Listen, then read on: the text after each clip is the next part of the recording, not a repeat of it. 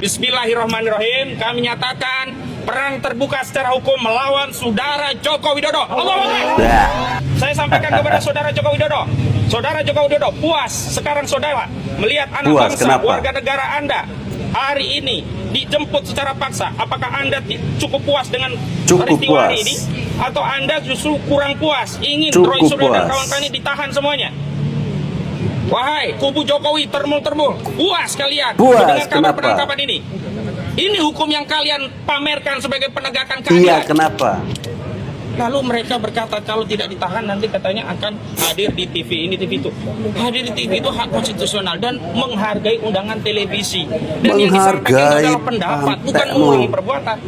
Kalau esensinya dia tidak bisa melawan pendapat, tidak kuat melawan argumentasi, berarti persoalannya bukan adanya kejahatan yang dilakukan berulang, tetapi tidak adanya kemampuan untuk melawan argumentasi para Yusril di ruang publik yang menyebabkan mereka mengambil upaya represi. Jadi saya mengatakan nanti kalau kasus ini ditahan, saya sampaikan kepada seluruh rakyat, saudara Joko Widodo keliling itu dengan membawa noktah. Karena apa?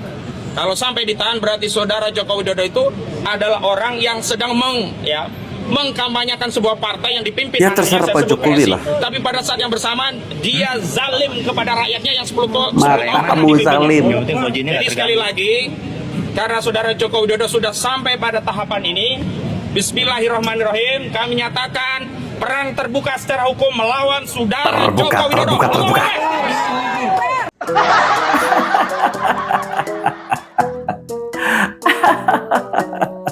Tompel, pel.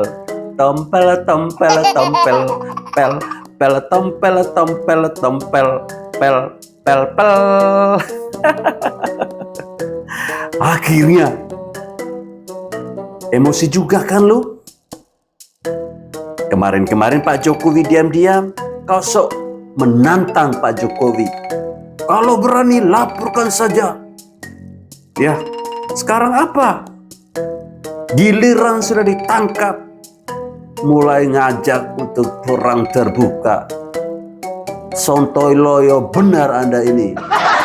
Tompel, kau mau sadar tidak? Hah? Sadar nggak? Bikin malu saja. Maunya kamu apa? Hah? Maunya apa? Ya teman-teman, kira-kira begitulah ekspresi dari si Tompel tadi ya. Sok ngegas, merasa paling hebat, merasa paling benar. Saya pikir keras, ternyata kertas. Sekarang kliennya sudah ditangkap. Dia protes. Pak Jokowi, Anda puas? Ya, Anda mau menjarakan rakyat Anda sendiri. Kok tega banget sih? Hei, kau pikir Pak Jokowi itu bonekanya kau kah? Sehingga kau begitu mudah mau mempermainkan Pak Jokowi. Enak aja. Pak Jokowi itu tuh mantan Presiden Republik Indonesia yang ke-7. Mantan Presiden yang terbaik di eranya. Makanya kalau hanya punya nyali di bibir, jangan sok ngelawan. Lawan Pak Jokowi itu pakai data, bukan hanya pakai bacotannya doang. Tompel, pel.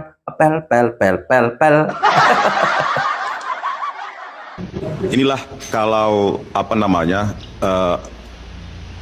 eksploitasi politik, propaganda politik, tapi dibalut seolah-olah penelitian. Inilah dampaknya. Makanya salah satu alasan saya kemarin, alasan terkuat adalah saya sudah mengendus. Ini adalah pertarungan politik atau agenda politik 2029. Betul. Kenapa saya bilang begitu?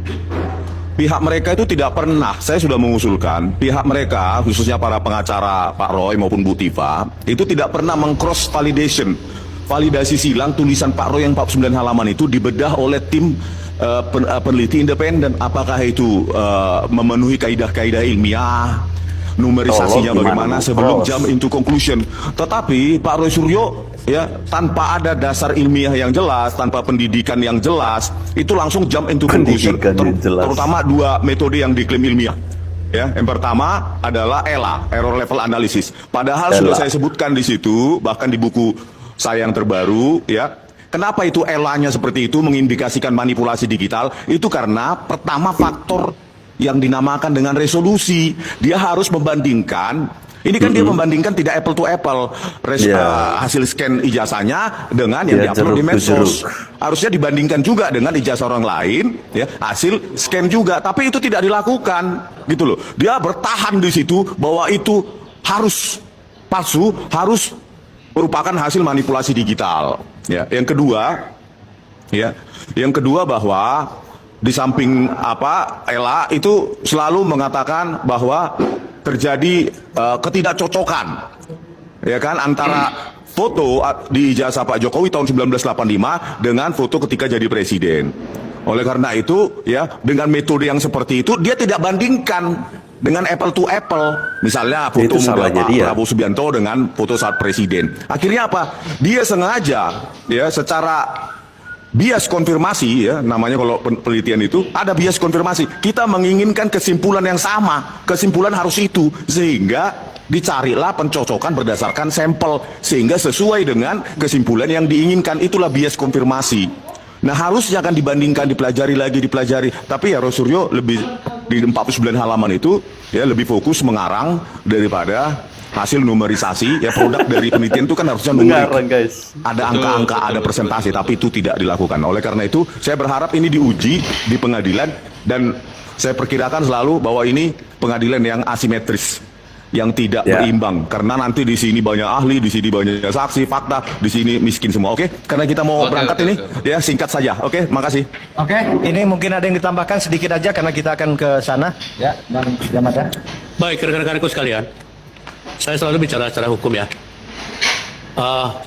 Hari ini sudah ada penahanan terhadap dua orang, Roy dan Tifa. Tentu langkah berikutnya adalah diolah kejaksaan lah, atau diteliti sama kejaksaan, kemudian dilimpahkan ke pengadilan. Itu perjalanan yang pasti. Jadi bukan prediksi lagi seperti bola sekarang ini, berapa skornya gitu. Enggak, udah pasti nggak bisa sana kosong. Apa yang menjadi pokok yang harus kita pikirkan? Memang ijazah ini harus mempunyai kekuatan hukum yang pasti nanti di pengadilan. Kemarin, maaf saya sampaikan ini ke Pak Jokowi langsung ya, dan saya tulis langsung di kertas. Apa arti inkrah pan gewisde? Bukan hanya inkrah, banyak sekali orang hukum yang kurang paham.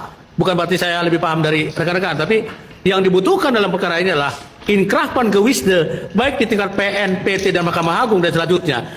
Artinya kekuatan hukum yang mengikat secara tetap dan tidak ada upaya hukum lain lagi. Sehingga perkara ijazah perkara ijazah ini tidak mungkin lagi akan diungkit. Ya, betul. Tidak mungkin ada lagi Harusnya yang begitu. masuk ke pengadilan. Itulah yang dituju oleh bukan semata-mata Pak Jokowi, tapi kita orang hukum yang sekarang yang berkonsentrasi ke ijazah ini mendukung tentu Pak Jokowi. Itu perlu sekali, rekan rekan ya. Jadi apa tujuannya ke pengadilan? Agar ini menjadi kekuatan hukum tetap nanti suatu saat. Saya kira Regen udah tahu persis itu sebenarnya. Rismon Senipar sudah mengambil langkah yang tepat. Dia keluar dari barisan Roy, Tifa, dan Rismon. Ya, dia mengambil langkah yang tepat sehingga pada saat ini Rismon tidak termasuk di dalam gerombolan itu. Rismon tidak termasuk di dalam penangkapan yang sudah kita ketahui bersama. Roy Suryo dan Tifa Fauzia ini sudah mendekam di dalam jeruji besi. Ada alasan yang diungkapkan oleh Roy Suryo, oleh Rismon maksudnya, kenapa dia sampai keluar. Ya, karena penelitian yang dilakukan oleh Roy Suryo selama ini tidak melakukan cross check, ya, tidak ada pembanding. Misalnya fotonya Pak Prabowo ketika belum jadi presiden dan saat dia menjadi presiden, atau Bapak Prabowo saat kuliah. Tapi itu tidak dilakukan. Nah, dari penjelasan yang dilakukan oleh Rismon tadi, Saya melihat Abang Rismond ini lebih tepat ya menjadi seorang peneliti ketimbang Roy Suryo. Roy Suryo yang selama ini kita lihat, yang selama ini kita dengar, dia selalu mempertahankan argumennya. Ya, dia memaksakan kita, memaksakan publik untuk harus percaya dengan apa yang dia bicarakan. Yang orang lain omong itu tidak benar. Jadi harus dengar yang Roy Suryo sampaikan. Ini kan konyol. Nah, dengan penangkapan ini kita tentu berharap bahwa persoalan ijazah Bapak Jokowi ini sudah berakhir. Ada yang bertanya, bagaimana? Kok belum ada pembuktian ijazah ini asli, tapi mereka sudah ditangkap? Sebenarnya tidak perlu dijelaskan lagi. Ketika UGM bilang Pak Jokowi adalah alumni UGM, semua sudah selesai. Ya kalau Anda masih waras, pasti Anda paham. Tapi kalau otaknya taruh di dengkul, pasti Anda akan terus-menerus mencari tahu di mana ijazahnya Pak Jokowi itu.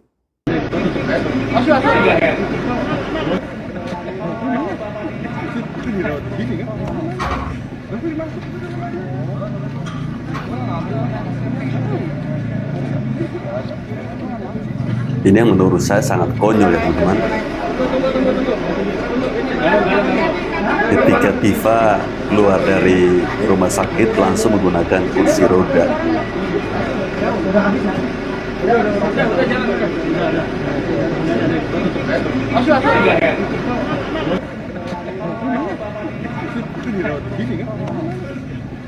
Kayaknya sebelum dia ditangkap dia sudah menonton videonya Roy Suryo ya.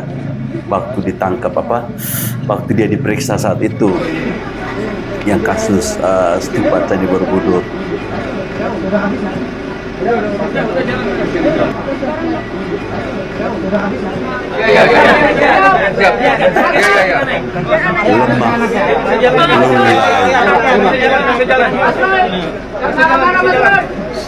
Mas Roy hasil pemeriksaan Mas Roy.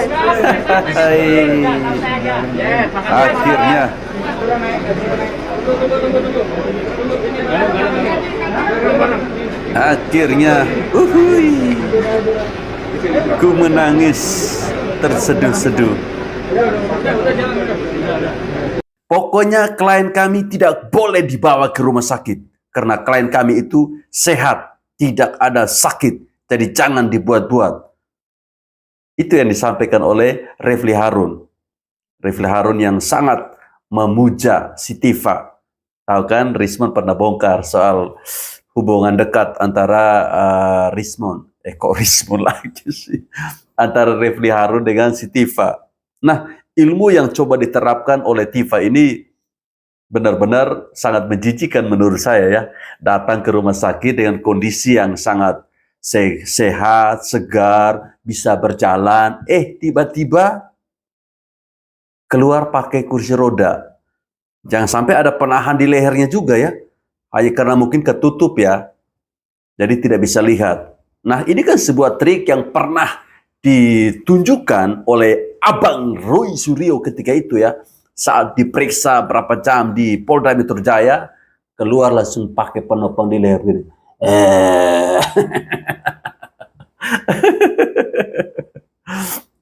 Ya, penasaran juga ya, ingin mendengarkan bagaimana ocehan-ocehan yang biasa dilontarkan oleh Tifa ini bersama dengan Roy Suryo, teman-teman.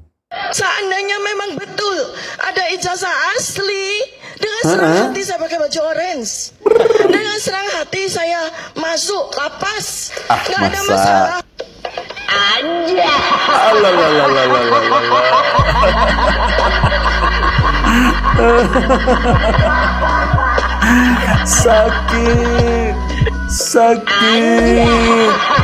Sakitnya tuh di sini. Astaga naga, lucu juga ya. Saat diundang di televisi, ngomongnya ngeri, ya, ngeri sekali. Seandainya memang betul ada ijazah asli, saya siap memakai rompi orange. ternyata setelah ditangkap dikasih rompi orange. Orang Kupang bilang tak duduk, ya, tak duduk, langsung terdiam di kursi roda. Mana semangatmu yang dulu, Tifa? Makanya Anda ini kan seorang dokter, dokter yang seharusnya ngurusin pasien. Kenapa malah ngurusin ijazahnya Pak Jokowi? Aneh ya. Sangat-sangat aneh. Artinya di sini bukan mereka berjuang untuk memperjuangkan hak Roy Suryo bahwa mereka ditangkap, tidak. Justru Pak Jokowi lah yang kita perjuangkan karena dihina dan dipermalukan oleh Pak Roy Suryo, Tifa dan kawan-kawan, termasuk Rustam semua. Ya, jadi yang sudah mengambil langkah terbaik adalah Rustam ketangkap dan juga. Damai Lubis dan juga Rismon. Rismon sudah membuat buku bahwa tidak ada ijazah palsu dalam perkara itu. Itu ada kesalahan dengan data yang kurang akibat postingan Sandi yang memposting bukan ijazah palsu asli. Demikian. Oke. Berarti tujuan Tujuan saya ke sini hanya ingin memastikan bahwa Pak Roy Suryo itu ditangkap, ditahan dan menggunakan baju orange. Itu saja. Nah, dan hari ini justru Pak Roy Suryo pakai baju orange, malah pengacaranya pakai jas. Ganteng sekali. Pakai jas pengacaranya, selamat ya. Nah, itu. Karena itu saya udah katakan, walaupun kalian berantem, ya, yang masuk penjara itu kamu. Walaupun pengacaramu itu pintar ngomong, pintar ngapain, tetap aja yang masuk penjara itu bukan pengacaranya. Pengacaranya bisa pakai baju jas, tapi Rasulullah pakai baju oranye, betul nggak? Pengacara ini mau benar atau salah dia bela ya. Kan ujung-ujungnya bukan dia yang masuk penjara, kan kliennya yang masuk penjara. Sudah masuk penjara, kasih keluar uang untuk bayar pengacara. Nanti pengacara dong, ya. Pengacara pakai jas, kliennya pakai rompi orange. Enak. Kalau dua orang ini sebenarnya ya waktu sebenarnya kondisinya baik-baik saja, tetapi dia punya katakanlah sakit bawaan. Nah, sakit bawaan itu yang kemudian ditemukan dalam proses pemeriksaan dan ketika dicek, wah ini nggak bisa nih kalau nggak rawat inap. Berapa lama bro kalau rekomendasi dokter? Kalau berapa lamanya kita mana tahu, ya kita mana tahu. Tapi kalau dokter tidak tahu ya. Untuk pakai kursi roda karena kelelahan aja itu gimana? Tadi yang saya katakan penyakit bawaan tadi, ya. Salah satunya GERD-nya kambuh gitu kan. Gitu. Karena kenapa GERD-nya kambuh? Karena dia nggak makan dari pagi. Makanya kalau sebelum apa itu tuh makan dulu biar lambungnya nggak kambuh gitu loh. Kalau sudah begini kan kasihan kan polisi yang semakin sibuk ngurusin kesehatan kalian. Kalian ini ada-ada saja ya. Saat belum ditangkap sehat-sehat, penyakitnya tidak kambuh. Giliran sudah ditangkap, malah pura-pura kambuh. Astaga, penyakit-penyakit ini nih yang bagaimana ya cara membersihkan ya. Baik itu yang kasus korupsi atau apapun itu ya. Kalau sudah ditangkap, mahnya kambuh. Tiba-tiba tenggorokannya sakit, nggak bisa bersuara. Kalaupun bisa bersuara, nggak bisa sekencang yang dulu. Mereka bersandiwara dengan pura-pura sakit, ya. Hei Roy Suryo, Tifa, nih sekarang kenapa kamu nggak punya mental menghadapi Roy Suryo, Tifa. hukum dengan cara-cara yang sehat dan wajar gitu. Jadi kalau saya lihat ini, walaupun dia sakit tetap akan diproses.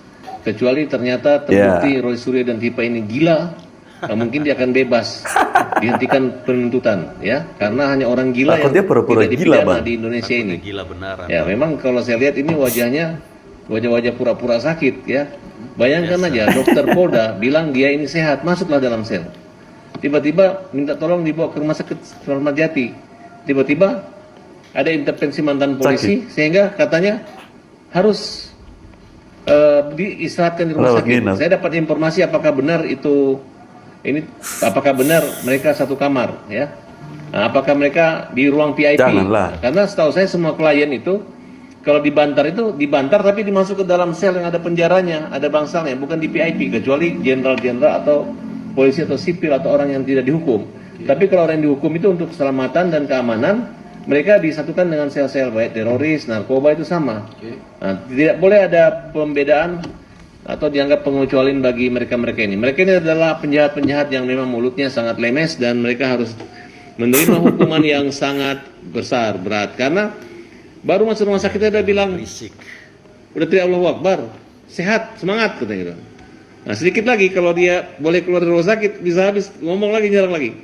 Jadi betul-betul seperti kucing yang kena serap air yang saya lihat, dan pengacaranya yang ngomongnya banyak sudah mulai tidak banyak ngomong, bahkan seperti dugaan saya dulu bahwa hey Roy Tifa, lu nggak mau RJ, nanti yang terjadi apa? Yang masuk penjara itu kalian, pengacara kalian tak berani menggantikan kalian masuk dalam penjara. Pengacara kalian tetap menggunakan baju yang jas, yang gagah rapi, sedangkan kalian pakai baju orange dan bahkan bisa bersandiwara pura-pura menggunakan kursi roda. Nah, jadi teman-teman harus mengerti ya, dampak biar bagaimanapun mau kalian dibela oleh sebuah pengacara, tetap masuk penjara itu bukan pengacaranya, tapi adalah orang yang menghina, yang mengadu domba, yang memfitnah, yang melecehkan, yang merendahkan, ya menjatuhkan nama baik Pak Jokowi dan keluarga, baik maupun Pak Gibran dan Wakil Presiden dan keluarga. Bang, tapi kan kemarin juga media mengekspos keluarga dari rutan untuk dibawa ke rumah sakit. Namun dari kuasa hukum tidak mau untuk diekspos ke tersangka itu tidak ada haknya Refli Harun untuk melarang, tidak mau. Itu sudah masyarakat ini, karena dia mempermalukan Pak Jokowi itu di muka masyarakat. Jadi masyarakat juga ingin melihat mereka malu. Jadi tidak boleh dilarang. Kenapa kamu Refli Harun tidak melarang Roy Suryo untuk berhenti atau stop untuk memfitnah? Kenapa sekarang melarang media untuk meliput dan melihat Roy menggunakan baju dan meliput dia di rumah sakit, apa sakit atau tidak? Dalam waktu dekat ini semua relawan akan datang kemudian meminta kepada Kapolri untuk memeriksa dokter-dokter di rumah sakit Kramat Jati. Kenapa ada diskriminasi? Kenapa tiba-tiba orang sehat jadi sakit? Bayangkan dokter Tipa itu hari itu tidak sakit, hari itu ujian, dia sehat, hanya tidak mampu menghadapi penjara ini, dia sakit. Nah, dan tolong diperiksa CCTV di rumah sakit, apakah benar mereka di dalam dengan satu kamar, ya? Dianggap tahanan politik atau tahanan apa? Kalau memang benar, tolong pindahkan dokter-dokter itu, tolong diperiksa polisi-polisi yang mengawal mereka sehingga terjadi hal demikian. Tapi kalau misalnya mereka di dalam di bank, ke ruang pembantaran dan bisa di sel atau diikat atau di borgol tangannya, ya nggak masalah. Ya itu dia. Ya, mereka bersandiwara dengan berpura-pura sakit. Yang dilakukan oleh Tifa saat ini ya, dengan berpura-pura sakit, ya menggunakan kursi roda setelah keluar dari pemeriksaan di rumah sakit, itu sudah diprediksi jauh-jauh hari oleh Abang Farhad Abbas. Ya emang kebiasaan seperti itu. Padahal Refli Harun bilang, tidak boleh klien kami itu diperiksa. Dia sehat-sehat saja ya, mereka itu sehat-sehat saja. Si Tifa baru habis ujian. Artinya kan tidak ada penyakit. Lah ini kok tiba-tiba? Ya kita boleh menduga, seperti dugaan yang disampaikan oleh Farhad Abbas tadi bahwa jangan sampai ada kerjasama dengan dokter. Biar mereka ini divonis jadi sakit. Ya mudah-mudahan sakit benaran ya. Apa istimewanya si Roy Suryo dan Tifa ini? Ini kan orang cacat mental nih sebetulnya. Dia sendiri yang membuat analisnya, dia sendiri yang membuat penelitian, dia sendiri lalu menyatakan ini palsu. Apa dasarnya untuk menyatakan palsu? Jadi kok kita harus terbawa polarisasi mengikuti alur pikiran orang yang tidak jelas ini, yang orang cacat mental ini. Ini logikanya terbalik ini orang.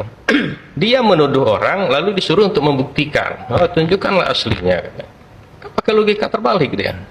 Kalau Anda menuduh itu silahkan. Nah kalau dari proses penangkapan ini, apa yang dikatakan Bu Mersiwijal tadi itu betul. Tidak ada salah prosedur, tidak ada hal yang dilanggar. Kewenangan jelas mutlak kewenangan dari penyidik. Artinya kalau saat ini kasus ini kan atas laporan Pak Jokowi, pencemaran nama baik. Betul. Artinya di sini seorang pelapor lah yang punya dibebankan untuk membuktikan bahwa tersangka itu memang mencemarkan nama dia. Nah, artinya nanti tugas Pak Jokowi yang membuktikan. Lihat ancamannya. Pencemaran nama baik Ancamannya itu nanti kan ya. menyebar, menganalisa, pasal 332, 35 itu ya, Undang-Undang ITE kan mentransformasikan, merubah transmisi. Iya, merubah dia kan. Nah itu kewenangan. Makanya Jokowi termasuk tadi dia menyatakan kita serahkan sepenuhnya kepada proses hukum, katanya. Serahkan sepenuhnya kepada proses hukum dan kita sama-sama mengawal proses ini. Kan seperti itu yang saya sampaikan. Jadi kalau dikatakan ini sudah beralih kewenangan, belum beralih kewenangan karena belum tahap 2. Kewenangan itu mutlak di penyidik. Baik. Yang disampaikan oleh Bapak ini bukan sebuah kebetulan ya.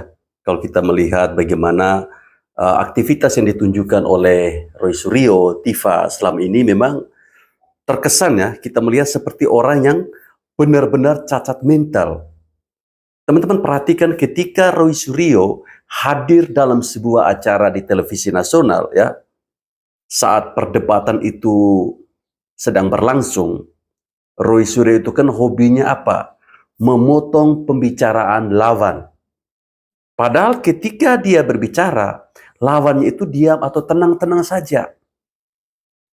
Namun Roy Suryo selalu saja, lawan belum menyelesaikan pembicaraannya, sudah langsung. Ya mungkin inilah yang disimpulkan oleh Bapak ini bahwa gerombolan ini adalah gerombolan yang cacat mental.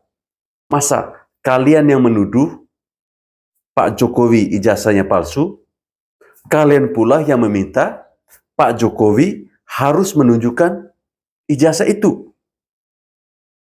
Buat apa Pak Jokowi tunjukkan ijazahnya? Kan ijazahnya asli, bukan palsu kan? Atau gimana? Ya memang rada-rada aneh ya. Dan seperti yang disampaikan oleh Rismond bahwa benar, mereka ini sesungguhnya teman-teman bukan perjuangannya mereka ini murni ada unsur politiknya. Ada unsur politiknya. Kenapa saya berani sampaikan seperti ini? Ya, kalau murni perjuangannya mereka, bahwa mereka mau membuktikan keaslian ijazahnya Pak Jokowi, harusnya ada pembanding-pembanding ya, seperti disampaikan oleh Abang Rismond tadi. Tetapi mereka secara berulang mempertahankan apa yang mereka katakan. Ya tahu ya, kesalahan itu jika disampaikan secara berulang-ulang dan secara terus-menerus, maka itu akan dirasakan sebagai sebuah kebenaran. Selama ini kita melihat Roy Suryo itu kan memaksakan apa yang mereka sampaikan itu harus benar. Istilahnya apa ya? Bahwa yang orang lain omong itu salah, yang mereka omong itu benar. Pokoknya yang benar itu mereka, yang salah itu kita. Apalagi Pak Jokowi, lebih salah lagi. Ya, harapannya Roy Suryo dan Tifa ini tidak benar-benar sakit. Harapannya mereka masih segarang dan segaring ketika masih di luar penjara. Ya, bagaimana olokan-olokan yang sering dilontarkan oleh Roy Suryo selama ini benar-benar membuat hati kita sakit. Apalagi Pak Jokowi. Walaupun Pak Jokowi tidak pernah mengungkapkan secara langsung kepada publik, tapi kita bisa melihat. Tapi bersyukurnya kita mempunyai seorang mantan pemimpin yang punya hati atau berhati malaikat. Dia mampu menahan amarahnya dengan caranya sendiri. Hati-hati melawan orang baik. Itu sebuah kalimat yang pernah dilontarkan oleh siapa itu? Abang Korea. Siapa namanya? Coba teman-teman gas di kolom komentar. Lupa saya ini namanya, gara-gara terlalu ingat namanya Roy Suryo dan Tifa, jadi lupa. Jadi hati-hati melawan orang baik ya. Pak Jokowi itu tidak bersalah. Dan anehnya mereka ini teman-teman, hanya Pak Jokowi satu-satunya mantan presiden yang dilarang berpolitik oleh gerombolan sakit hati. Gerombolan 16%, gerombolan berapa? 24%.